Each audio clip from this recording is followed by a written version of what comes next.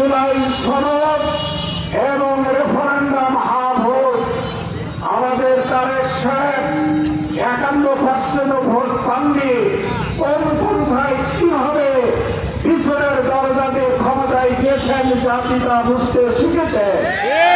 আপনারা যদি 50% ভোট দিয়ে সরকার গঠন করতে পারেন, দেশের মসলা দখল করে রাখতে পারেন, তাহলে 72% মানুষের সমর্থন কার্যকারী করবেন না। এটা হতে পারে না, দেশবাসী হতে দেবে না।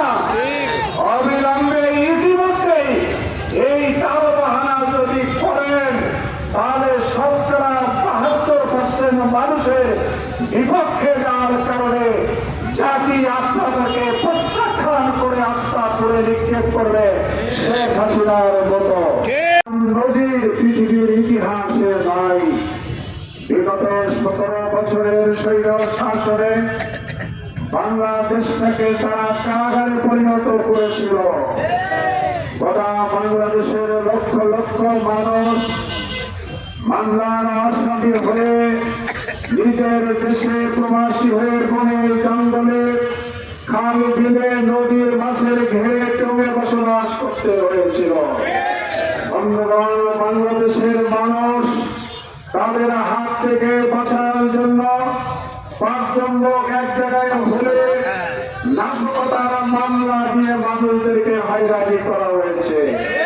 বন্ধুগণ, সেদিনের সেই বিষয়ের শাসক বিলম্ব সরকারের হুঙ্কার দিয়ে বাংলাদেশের বিরোধী দল সহ এই বৈষম্য বিরোধী ছাত্র সমাজের আন্দোলন বিগত 24 সালের আগস্ট মাসের 1 তারিখে যখন চূড়ান্ত পর্যায়ের দিকে যাচ্ছিল, আওয়ামী ফ্যাসিস্ট সরকার মনে করেছিল এই আন্দোলনের নেপথ্যে আছে বাংলাদেশ জামাত ইসলামী।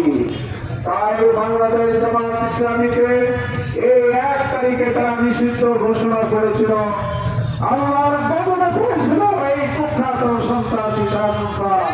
তার বিরোধীবাহিত হতে না হতেই বাংলার মাটি থেকে আল্লাহ তারা অতীতের নতুনদের উত্তরসূরি শেখ হাসিনার সরকারকে ছোট ছোট শিশু কিশোরদের আন্দোলনে বাংলাদেশ থেকে ঝাঁকিয়ে প্রতিবেশী দেশে পার করিয়ে দিয়েছিল।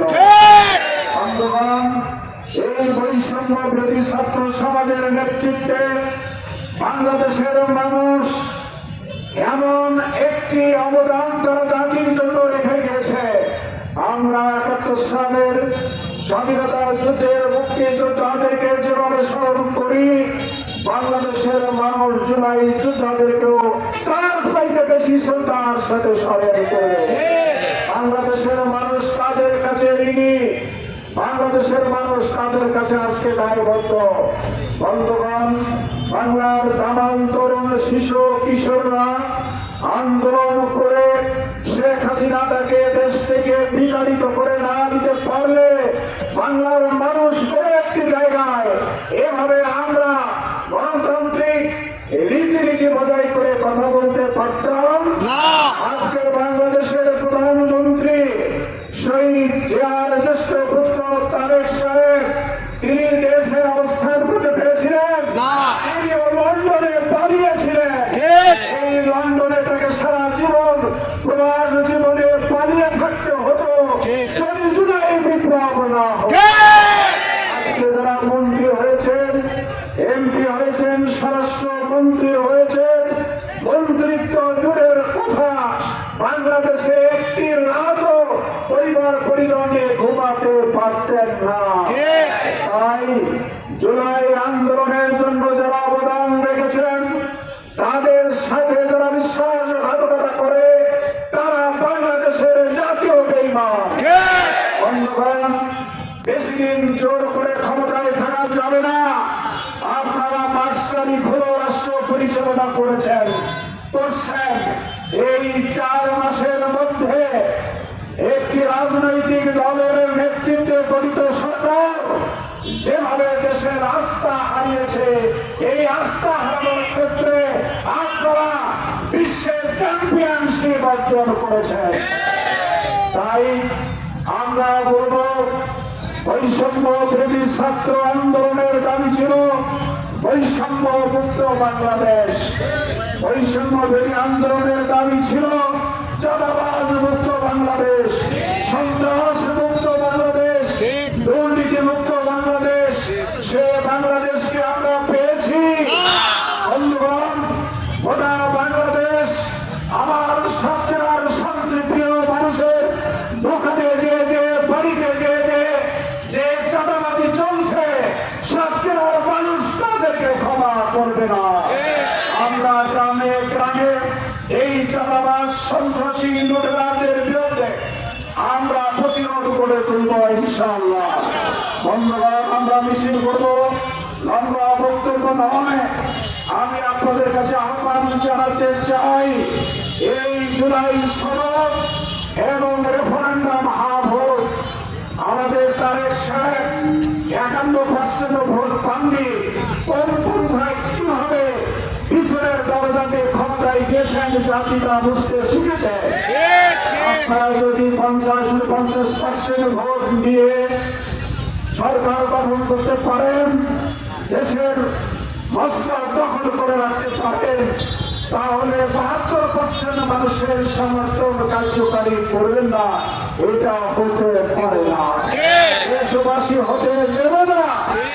অবিলম্বে ইতিমধ্যেই এই তালবাহানা যদি করেন, তাহলে শতকরা 72% মানুষের বিপক্ষে যাওয়ার কারণে জাতি আপনাদেরকে প্রত্যাখ্যান করে আস্থা করে নিক্ষেপ করবে শেখ হাসিনার মতো।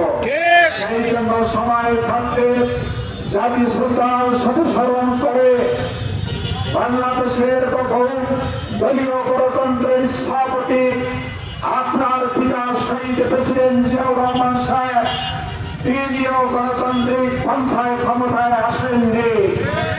তিনি একটি বিপ্লবের মাধ্যমে ক্ষমতায় এসে জাতির জন্য এমন কিছু অবদান রেখে গিয়েছে, বাংলার মানুষ তাকে শহীদ প্রেসিডেন্ট হিসাবে সম্মান করে, আমরাও করি।